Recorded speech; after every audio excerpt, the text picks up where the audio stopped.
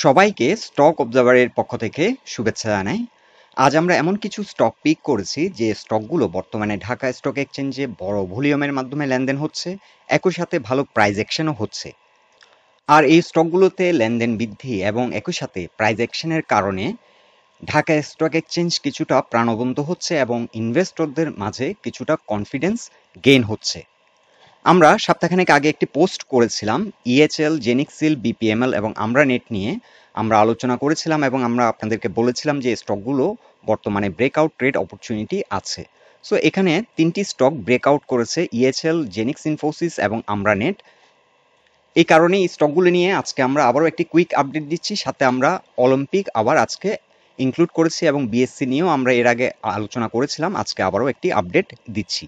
So বন্ধুরা, আলোচনাটি শেষ পর্যন্ত শুনতে থাকুন। আর আলোচনাটি শুরুতে আমি রিকোয়েস্ট করব ডিসক্লেমার অংশটি আপনারা ভালো করে পড়ে নেবেন। পুঁজিবাজার ঝুঁকিপূর্ণ, আপনার কোনো পার্সোনাল বাই এবং সেলের কারণে আপনি যদি ক্ষতিগ্রস্ত হয়ে থাকেন সে দায় স্টক অবজারভার বহন করবে না। শুরুতে আমরা ইস্টার্ন হাউজিং লিমিটেড এই স্টকটি ডে চার্ট নিয়েছি এবং আমরা আপনাদেরকে দেখিয়েছিলাম যে এই স্টকটি যদি 98 এই পয়েন্টটি ব্রেকআউট করতে পারে, পরবর্তী যে রেসিস্ট্যান্স ফেস করবে, এখানে আমরা প্রাইস পয়েন্ট রেসিস্ট্যান্স দেখিয়েছিলাম 110 লেভেলে এসে একটা বড় রকমের আবার সেল প্রেশার ফেস করবে এবং এটি অতিক্রম করলে পরবর্তী রেসিস্ট্যান্সটি হবে 125 থেকে 130। আমরা এখন যদি উইকলি চার্টে স্টকটির অবস্থান দেখি, আমরা এখানে দেখতে পাচ্ছি প্রাইস পয়েন্ট যে রেসিস্ট্যান্সটি এখন ফেস করছে এবং এখানে যদি এটি আবার নতুন করে এই রেসিস্ট্যান্সটি অতিক্রম করতে পারে তাহলে 126 এবং 130 এই জোনটা হবে এই স্টকটির জন্য সবচেয়ে চ্যালেঞ্জিং একটি জোন এবং এখানে এসে কিন্তু একটা সিগনিফিক্যান্ট সেল প্রেশার ফেস করবে। তবে এই স্টকটি আমরা আপনাদেরকে বলেছিলাম অ্যাজ এ হোল যদি আমরা এটাকে একটা ট্রেন্ড হিসেবে চিন্তা করি তাহলে কিন্তু একটা হিউজ মানি নিয়ে এই ট্রেন্ডটি কিন্তু সংগঠিত হয়েছে এবং এই স্টকটি ফার্দার অনেকটা ট্রাভেল করার মতো স্কোপ আছে। সো এখন বর্তমানে যারা আমরা আপনাদেরকে বলেছিলাম যে শর্ট টার্ম যারা ট্রেড করতে চান তাদের জন্য 110 এবং 125 থেকে 130 সেকেন্ড টার্গেট এবং 110 ফার্স্ট টার্গেট আমরা দেখিয়েছিলাম। So first target already achieved এবং এখন বর্তমানে স্টকটি হয়তো নেক্সট উইকে সেকেন্ড টার্গেটের দিকে এগিয়ে যাবে। এখন আমরা একটি ফিবোনাচি চার্ট ড্র করেছি এবং ফিবোনাচি চার্টে আমরা দেখতে পাচ্ছি যে পরিমাণ কারেকশন দিয়েছিল এই স্টকটি, সেখান থেকে রিভার্সাল করে 50% কিন্তু রিকভারি দিয়েছে। সো এখানে একটি সাইকেলও কমপ্লিট করেছে 110 লেভেলে। সো এখন এই স্টকটি হয়তো নেক্সট উইক কিছুটা স্ট্রাগল করবে 110 লেভেলে, তবে বর্তমান যে ভলিউম আমরা যদি বিবেচনা করি, ভলিউমের সাথে যদি প্রাইস অ্যাকশনের একটা কোরিলেশন আমরা জাস্টিফাই করি তাহলে আমরা দেখতে পাচ্ছি উইকলি চার্টে অ্যাভারেজ ভলিউম থেকে বেশি ভলিউমে লেনদেন হয়েছিল এবং ভলিউম কিন্তু গ্র্যাজুয়ালি উইক বাই উইক বৃদ্ধি পাচ্ছে। সো এটি একটি খুব ভালো দিক এই স্টকটির, যে ভলিউম বৃদ্ধি পাচ্ছে সাথে প্রাইস অ্যাকশনও হচ্ছে। এখন স্টকটির জন্য প্রাইমারি চ্যালেঞ্জ হচ্ছে 110 এবং সেকেন্ডারি যেটি স্ট্রং চ্যালেঞ্জ সেটি হচ্ছে 125 থেকে 130। আপাতত আমাদের টার্গেট হচ্ছে 125 থেকে 30। যেহেতু অলরেডি আমাদের ফার্স্ট যে টার্গেটটি অ্যাচিভ করেছে, এখন আমরা সেকেন্ড টার্গেটের কথা চিন্তা ভাবনা করছি। স্টকটি হয়তো কিছুটা রিট্রেস করে আবার শক্তি নিয়ে নতুন করে আবার একটা প্রাইস অ্যাকশনের মাধ্যমে এই রেসিস্ট্যান্সটি ব্রেকআউট করে এটি 120 থেকে 130-এর দিকে যাত্রা করবে। তবে যারা লং টার্ম এই স্টকটি নিয়ে চিন্তাভাবনা করছেন তাদের জন্য গন্তব্য হতে পারে এই স্টকটি 190 পর্যন্ত এটি হিট করতে পারে, যেটা R3 রেসিস্ট্যান্স 192। তবে আমরা আপাতত এই লং প্রজেকশনটা আপাতত রাখছি না, আমরা আমাদের শর্ট টার্গেটগুলো যদি অ্যাচিভ হয় তখন আমরা লং টার্গেটের কথা চিন্তাভাবনা করব।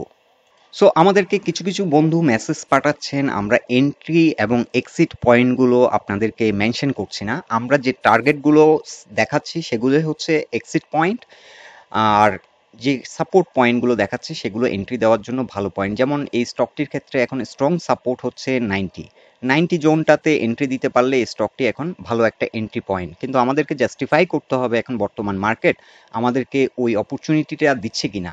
সো আমরা আসলে এন্ট্রি এবং এক্সিটের ব্যাপারে আপনাদেরকে ওরকম স্পেসিফিকভাবে কিছু বলতে পারছি না, কারণ আমরা কাউকে এখানে বাই এবং সেল করার জন্য কোনো রকমভাবেই উৎসাহ করছি না।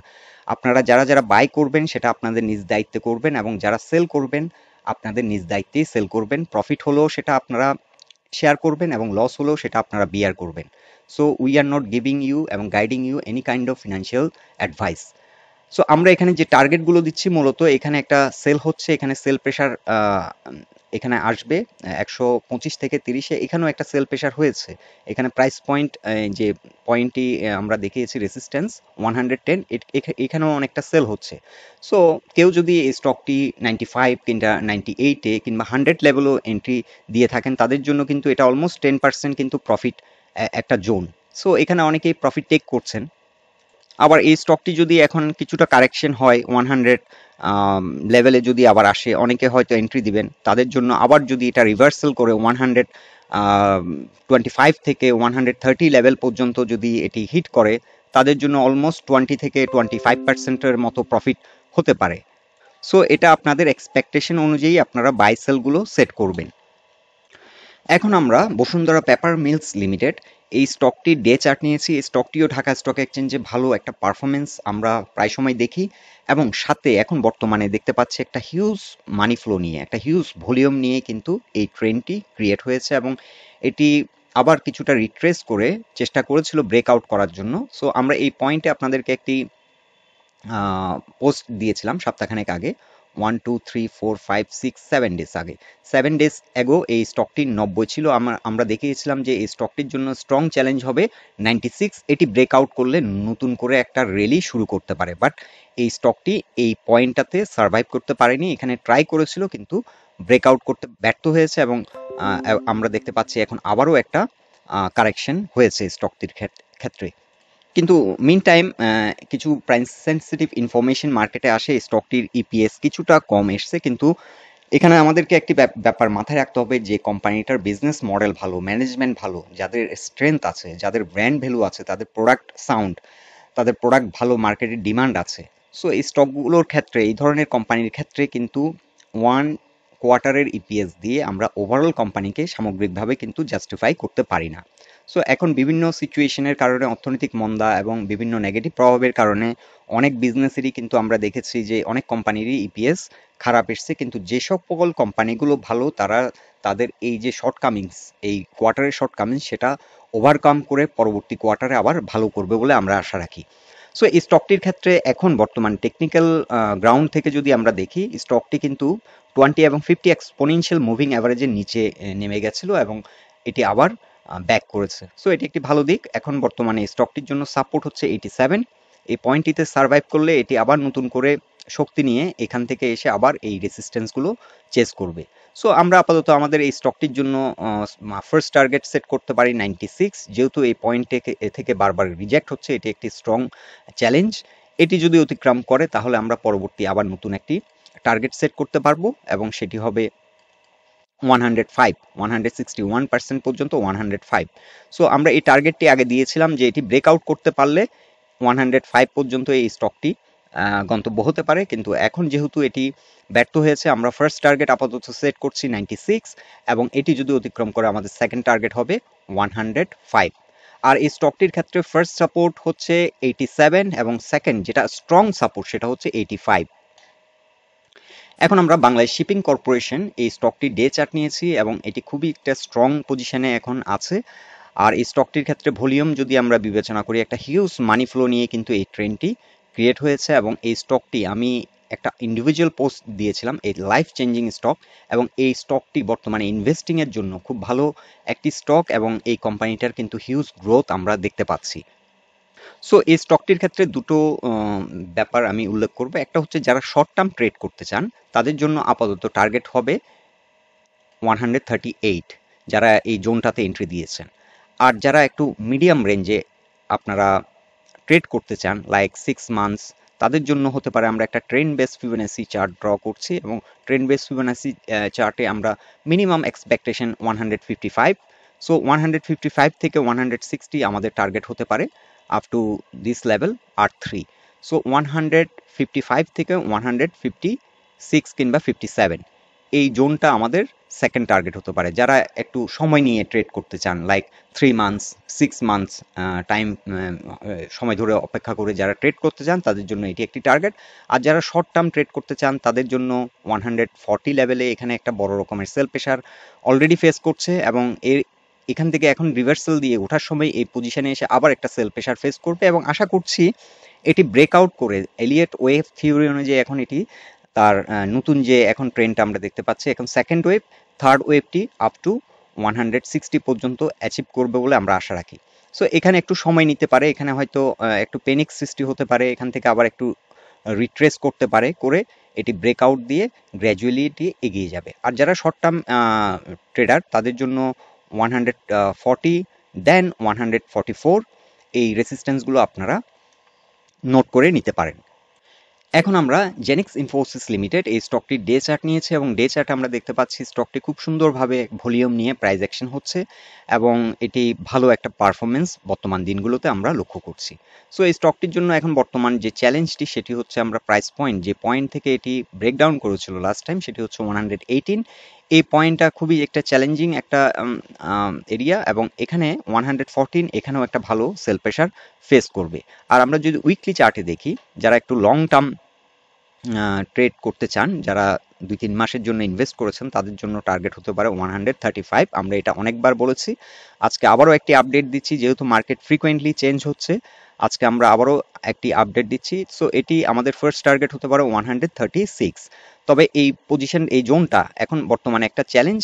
আশা করছি এখন বর্তমানে যে ভলিউম নিয়ে ট্রেড হচ্ছে, এই ভলিউমের যদি ধারাবাহিকতা ঠিক থাকে, আগামী সপ্তাহে এই রেজিস্ট্যান্সটি হয়তো ব্রেক করে এটি তার যে অ্যাচিভমেন্ট আমরা যে দেখাচ্ছি এখানে 136, এই জোনটাতে এসে হিট করবে বলে আমরা আশা রাখি। এখানে কিন্তু একটা বড় চ্যালেঞ্জ ফেস করবে, সেখানে প্রাইস পয়েন্টও আমরা দেখতে পাচ্ছি কিছুটা রেজিস্ট্যান্স এখানে আছে। সো ওভারঅল 133 থেকে 136 এই জোনটা এখন বর্তমানে নেক্সট চ্যালেঞ্জ হবে জেনিক্স ইনফোসিসের জন্য। সো বর্তমানে আইটি সেক্টর যে ধারাবাহিকভাবে যেভাবে পারফরমেন্স করছে, আশা করি এই টার্গেটটি অ্যাচিভ করতে খুব একটা সময় লাগবে না। তারপরও মার্কেট আগামীকাল কি হবে আমরা কেউ বলতে পারি না। সো সেই হিসাবে আমাদেরকে একটু প্রজেকশন রাখতে হবে। এই সময়টা হয়তো আর একটু বেশি সময় নিতে পারে, লাইক 1 মান্থ 2 মান্থসও নিয়ে সময় নিতে পারে। এই পজিশনে এসে আবার হয়তো কিছুটা রিট্রেস করে এখানে একটু কনসলিডেট হয়ে নতুন করে আবার শক্তি নিয়ে এটা ব্রেকআউট করে এই টার্গেটটি অ্যাচিভ করতে পারে। এখন আমরা অলিম্পিক ইন্ডাস্ট্রিজ লিমিটেড এই স্টকটির আমরা ডে চার্ট নিয়েছি এবং বর্তমানে আমরা দেখতে পাচ্ছি এই স্টকটি আল্ট্রা হাই ভলিউমে ট্রেড হয়ে একটা ভালো প্রাইস অ্যাকশন করছে। সো এই স্টকটিও ভালো একটা পারফরমেন্স রিসেন্টলি শুরু করেছে এবং একটা নতুন করে র্যালি শুরু করেছে। এখানে একটি রেসিস্ট্যান্স ছিল, এই রেসিস্ট্যান্সটি ব্রেকআউট করার পর এখন ভালো একটা প্রাইস অ্যাকশন হচ্ছে। বর্তমানে R1 এই রেসিস্ট্যান্স জোনটাতে অবস্থান করছে, যদিও কিছুটা উপর অবস্থান করছে, বাট এখানে প্রাইস পয়েন্ট আমরা দেখতে পাচ্ছি আবারও একটা রেসিস্ট্যান্স এই স্টকটি ফেস করছে এবং এই জোনটাতে এসে আবার কিছুটা রিজেকশন আমরা দেখতে পাচ্ছি। সো এই স্টকটির জন্য এখন এই জোনটাকে অতিক্রম করাটা হচ্ছে বড় চ্যালেঞ্জ। এই জোনটি যদি অতিক্রম করতে না পারে, এই স্টকটি আবার হয়তো রিট্রেস করবে এবং এই স্টকটির জন্য এখন সাপোর্ট আমরা বলবো স্ট্রং সাপোর্ট 133। সো এটি যেহেতু পিভট পয়েন্টের উপরে দাঁড়িয়ে গেছে, স্টকটি এখন স্ট্রং সাপোর্ট 133, তবে এখানেও একটা সাপোর্ট আছে 141-এ। আর 1 যেহেতু এটি ব্রেকআউট করেছে, এখন বর্তমানে এটি সাপোর্ট হিসেবে কাজ করবে। এটি ব্রেকডাউন করলে এই স্টকটি আবার 133 লেভেলে চলে আসবে। আর এই স্টকটি কোনো কারণে যদি এই রেসিস্ট্যান্সটি ব্রেকআউট করে নেক্সট উইক, তাহলে কিন্তু এই স্টকটি কিন্তু আরও স্ট্রং প্রাইস অ্যাকশন হবে এবং আপ টু কতটুকু লিড করতে পারে সেটাও আপনাদেরকে আমরা একটা প্রজেকশন দিচ্ছি। আপ টু 171 পর্যন্ত এটা ট্রাভেল করতে পারে। সো এই যাত্রাপথে আবারও যে চ্যালেঞ্জগুলো ফেস করবে সেটা হচ্ছে 155 কিংবা 56, এই এরিয়াতে এসে কিন্তু একটা বড় রকমের সেল প্রেশার ফেস করবে। এখনও যে চ্যালেঞ্জটি বর্তমানে আছে, এই যে জোনটা এখানে আমরা দেখতে পাচ্ছি একটা ভালো ভলিউম এখানে কিন্তু ট্রেড হয়েছে। এখন এই ভলিউমের ধারাবাহিকতা যদি ঠিক থাকে, তাহলে পরবর্তী উইকে এটা হয়তো চেষ্টা করবে, এখানে একটু সময় নিলেও নিতে পারে, কারণ এখানে কিন্তু হিউজ ভলিউম।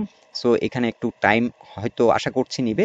আর মার্কেট সিচুয়েশন যদি খুব ভালো থাকে, এবং আমরা দেখছি আপনাদেরকে আমরা মার্কেট নিয়ে একটি পোস্ট দিয়েছিলাম 2 দিন আগে, সেখানে দেখিয়েছিলাম মার্কেট একটা টার্নিং পয়েন্টে আছে এবং এখানে যদি ব্রেকআউট হয়, এই স্টকগুলো কিন্তু ব্রেকআউট হয়ে যেতে পারে, কারণ এই স্টকগুলো কিন্তু ঢাকা স্টক এক্সচেঞ্জে বরাবরই ভালো পারফর্মিং স্টক, এখন নতুন করে আবার পারফরমেন্স শুরু করেছে এবং বটম থেকে উঠে আসছে। সো এই স্টকগুলো কিন্তু একটা ভালো র্যালি করে দিতে পারে, একটা সারপ্রাইজ র্যালি আমাদেরকে হয়তো দেখাতে পারে। সো বন্ধুরা, এটাই ছিল আমাদের ফাইন্ডিংস এই স্টকগুলো নিয়ে। আলোচনাটি যদি আপনাদের ভালো লেগে থাকে, অবশ্যই পোস্টটিকে লাইক দিন, বন্ধুবান্ধবের সাথে শেয়ার করুন, আর আপনাদের গুরুত্বপূর্ণ মতামতগুলো আমাদেরকে কমেন্ট বক্সে জানাবেন। সবাই সুস্থ থাকুন, ভালো থাকুন। আজকের মতো এখানেই বিদায় নিলাম।